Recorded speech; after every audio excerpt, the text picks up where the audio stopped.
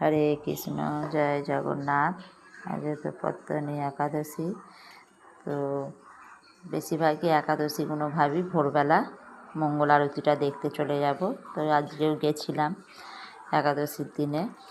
খুব ভালো লাগে মন্দিরে গিয়ে ভগবানের মঙ্গল আরতি দেখতে, ভগবানের নাম করতে, ভগবতম পাঠ ওইখানেই করে ভগবানের প্রসাদ পেয়ে তারপরে বাড়ি চলে এসেছিলাম। এসে ভগবানের বাড়িতে সেবা করেছি করে, আর আজকে শুনতে পাওয়া গেল যে অন্নপূর্ণা ভাণ্ডারের কাগজ জমা নিচ্ছে।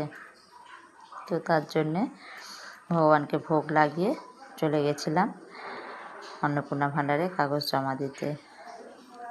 আর আজকে ভগবানের ভোগে দুপুরবেলা দিয়েছিলাম সাবুর খিচুড়ি, বাদাম আলু ভাজা, লিচু আর আম আর ছানা, এই দিয়ে ভগবানকে ভোগ লাগিয়েছিলাম।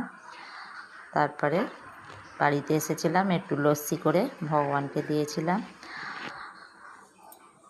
ভগবানকে দিয়ে সেবা করে একটু শুয়ে পড়েছিলাম।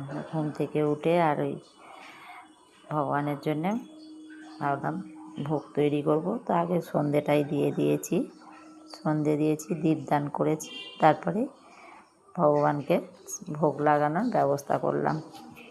তো ভোগে আজকে ছিল খেজুর আমসত্ত্ব দিয়ে টমেটোমের চাটনি, আর একটু সাবুর পায়েস, আর কুট্টু আটা গাজর আলু দিয়ে গোলা রুটি করেছিলাম। এই প্রথম আমি করলাম কুট্টু আটার রুটি।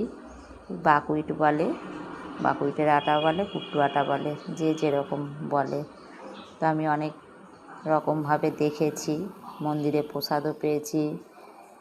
তো আজকে আমি প্রথম করলাম, তো দেখলাম খুব ভালোই হয়েছে কুট্টু আটার গোলা রুটি। তো এত ভালো হয়েছে, সুস্বাদু হয়েছে। আগে আমি অনেক রকমই ভগবানের প্রসাদ করেছি, এইটাও দেখলাম খুব ভালো হয়েছে। এখন যেহেতু ভগবানের এতে এসে গিয়ে বৈষ্ণব এতে এসে গিয়ে আরও ভালো ভালো আমি রান্নাও শিখেছি, ভগবানকে ভালো ভালো ভোগ লাগাতেও পারি। খুব ভালো রান্না হয়, ভগবানের প্রসাদ হয়ে যাওয়ার পরে আরও সুস্বাদু বেড়ে যায় খাবারের। তো ভগবানকে ভোগ লাগিয়ে আমরা সবাই মিলে প্রসাদ পেলাম।